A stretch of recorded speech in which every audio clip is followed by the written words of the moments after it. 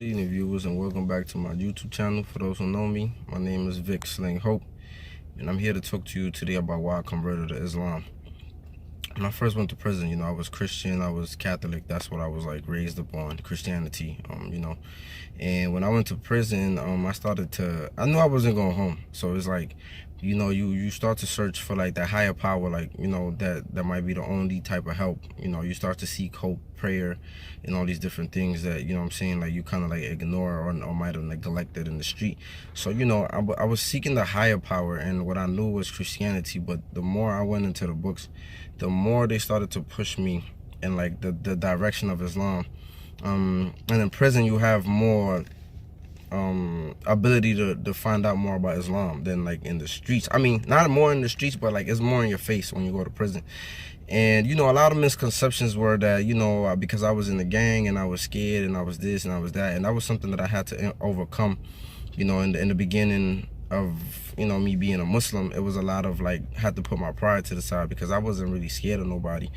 But people gonna talk, people gonna say whatever they're gonna say. So Islam actually liberated my mind. It actually liberated me because I realized that, like, as I started to look more into history, I seen that religion was also used, the religion of Christianity was also used to further domesticate the slaves that were here. So I had to, like, once I was rid of that mental enslavement of Christianity, I was able to move forward. The more I kept reading about Christianity, the more I kept realizing that Christianity wasn't really making sense, and it had a lot of contradictions. Because I was studying the book. Most people don't really study the book. They just get told to read a passage and then they go about their day. But I was in prison and I had a lot of time to study, and all I've known as my religion is the religion that they told me that I belong to. So I studied Christianity, and the more I studied Christianity, the more that it pointed me towards the direction of the Quran. And I remember reading this book one time that said that God had a last message, and that God's last message was that everybody should be a one religion, and what better religion than Islam, because it means submission to the will of the Creator. And that made a lot of sense, at the time, and it still does make sense today. That because people have went astray in the past, God sends another messenger. But one thing I realized is that after my conversion to Islam, like, a lot of things started to make sense. A lot of things were started to be clear. And when you look at history, some people want to be talking about spirituality and that there's a difference. But in all reality, there's not really a difference between spirituality and religion. Religion is just a way of life and the way that you live and the way that you do things. So people try to separate the two, but the reality is that Christianity was also used to enslave us and enslave our minds, especially here in the Americas. So I think when you think about the Crusaders and the conquest of Christianity, you had to take that into account.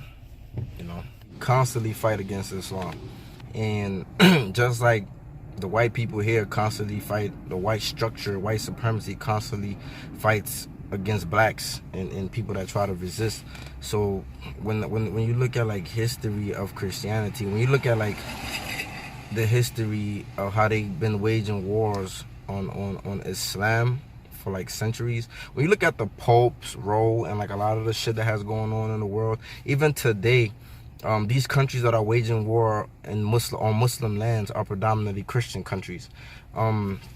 So it's a bigger thing that's going on, that we really have to like think about, when it comes down to these vicious people. Just sharing some information.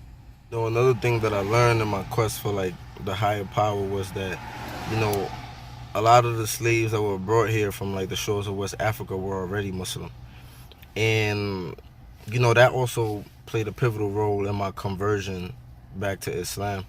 And another thing is when you look at like how the King James version, like how the Bibles was burnt up and the King James established his own version of the Bible, like it was a lot of things that happened with Christianity that kind of like took it away from its original natural form.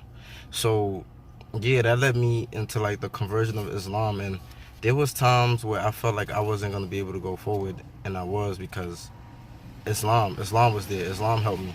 When I was confronted with issues, I follow the guideline of the Prophet Muhammad sallallahu alaihi wasallam, and even today I try to like my best to like uphold it, and it has definitely worked wonders for me, and you know have made my life better in a different way, like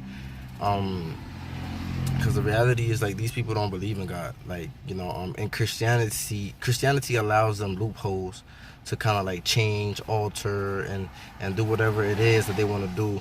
Also, when we think about Christianity, when we think about manifest destiny, and how Christianity kind of like allow these people, their belief in Christianity allowed them to kill indigenous folks, to enslave African people, to carry out every malicious thing you could think of.